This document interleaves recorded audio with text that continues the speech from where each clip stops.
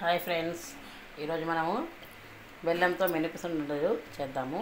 First మినపప్పుని దూరగా ఇలా వేయించుకొని పక్కన పెట్టుకోవాలి. దాన్ని మిక్సీలో వేసుకొని మంచిగా పిండిలాగా చేసుకోవాలండి.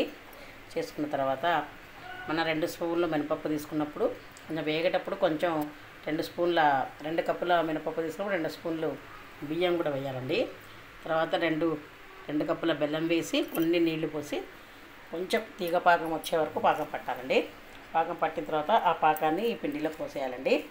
పోసేసిన తర్వాత దీన్ని మనం కొంచెం నెయ్యి కూడా వేయాలండి. మనం ఈ పాకం వేసిన తర్వాత వేసే ముందు వేసినా సరే, తర్వాత వేసినా సరే వేసుకొని ఆ పిండిలో వేసుకొని ఇలా ఉండలుగా చుట్టేసుకుంటే మనకి సున్నుండలు రెడీ. బెల్లం తీసి వేసిన సున్నుండలు అయితే మనకు హెల్త్కి కూడా చాలా మంచిదండి.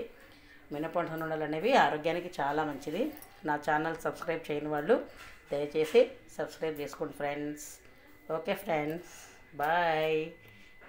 బెల్లం సున్నుండలు రెడీ.